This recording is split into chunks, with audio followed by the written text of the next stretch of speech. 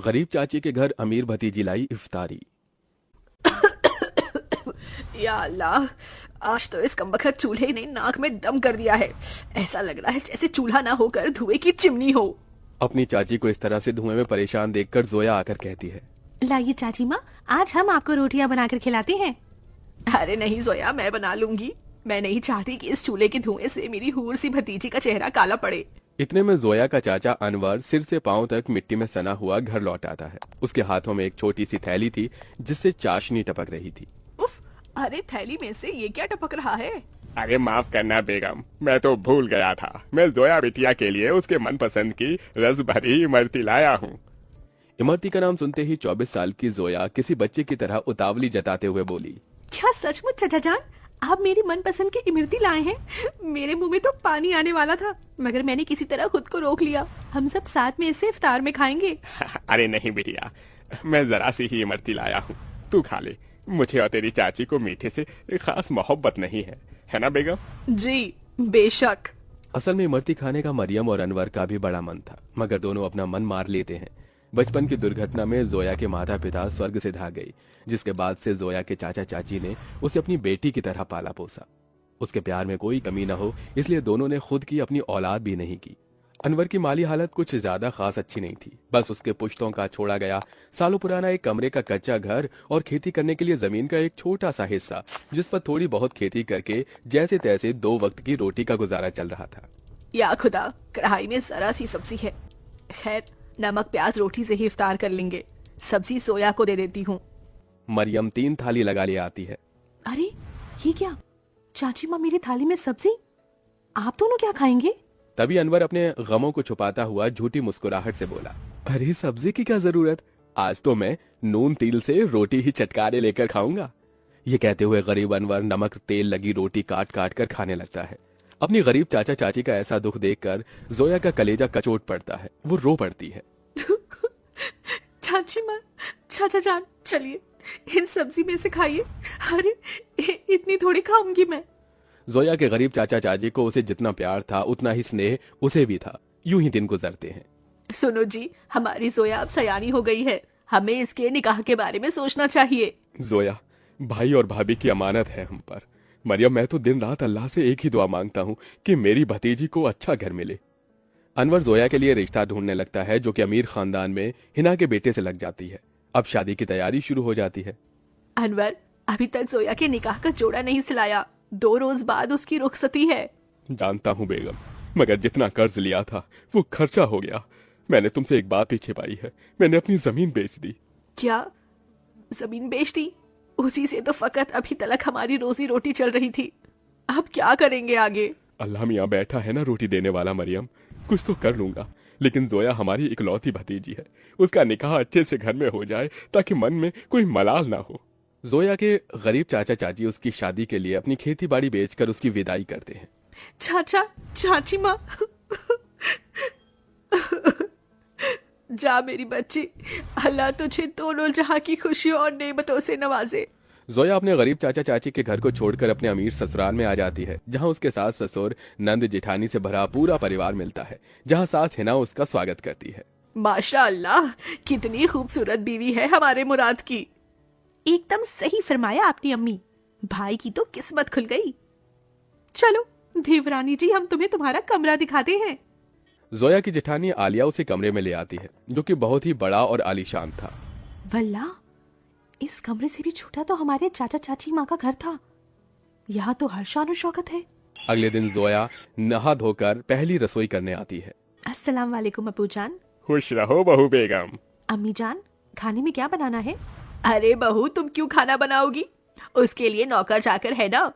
मगर हम सभी तुम्हारे हाथों का शाही टुकड़ा खाना चाहेंगे। जी अच्छा। जोया जैसे ससुराल के ऐशो आराम भरे किचन में कदम रखती है तो नम आंखों से निहारती रह जाती है। उसकी आंखों के आगे अपनी चाची का धुएं में चूल्हा फूकना याद आ जाता है। या खुदा, हमारा ससुराल कितना रईस है। ऐसा लग रहा है जैसे हम किसी जन्नत में आ गए हैं। मगर हमारी गरीब चाची माँ आज भी गीली लकड़ियों से चूल्हा जलाती होंगी। आंखों ही आंखों में जोया का उसके ससुराल में 1 साल गुजर जाता है और रमजान का महीना शुरू हो जाता है, जहां वो अपने अमीर ससुराल वालों के साथ दावतों भरी दस्तरखान पर बहुत कुछ खाती है। तो वहीं उसके गरीब चाचा चाची के हालत गरीब बदहाली में कट रहे थे। अरे क्या हुआ मरियम बेगम, अभी तक खाना नहीं लाई? मैं वजू करके कब का बैठा हुआ हूँ। जी लाई। मरियम कुछ रोटियां रखकर नमक मिर्च के साथ लाती है। जी बस यही है खाने में, रूखा सूखा है खाने में। जाने अल्लाह हमारे दिन कब बदलेगा। बाकी दिन भी रूखा सूखा खाते हैं और रोजे में भी रूखा सूखा खाकर काटना पड़ रहा है। मरियम, अल्लाह ने जो दिया है उसे सिर माथे लगाकर खाओ। बेचारे गरीब शौहर बेगम एक दूसरे को निवाला खिलाकर गम बांटते हैं। कंगाली इतनी थी कि दोनों पानी से सहरी करके भूखे पेट कड़ी धूप में भट्टी पर काम करते हैं और यूं ही दिन गुजरते गए। बेगम, अल्लाह के करम से इतने पैसे जुड़ गए, कल जोया के ससुराल इफ्तार दे आते हैं। दोनों खुद पर दुख उठाकर जोया और उसके ससुराल वालों के लिए कपड़े फल मिठाई के साथ इफ्तार लेके जाते हैं। अरे समधी साईं, आप दोनों? वालेकुम अस्सलाम समधी जी, ये आप सबके लिए हमारी ओर से इफ्तार का छोटा सा नजराना। तभी महंगा सा जोड़ा पहने हुए जोया आकर अपने चाचा चाची के गले लग गई। उसकी आंखों से आंसू छलक पड़े। चाची माँ, चाचा जी, कैसे हैं आप? गरीबी और गमों भरे हालातों को छुपाते हुए दोनों झूठ बोलते हैं। हम अच्छे से हैं। अरे बच्ची, तू खुश तो है? जी चाचा, मैं बहुत खुश हूँ। यहाँ सभी हमारे साथ बहुत ही अच्छे से प्यार मोहब्बत से रहते हैं। अल्लाह का शुक्र है जो तुझे इतना मोहब्बत भरा ससुराल मिला है। अच्छा, अब इजाजत दीजिए। अरे भाईजान, अभी तो आए हैं, अभी ही जा रहे हैं। थोड़ी देर में इफ्तार का समय हो जाएगा। इफ्तार की दावत खाकर जाइएगा। नहीं आपा, हमारे यहाँ बेटी के ससुराल का पानी भी नहीं पीते। हम चलते हैं, अल्लाह हाफिज।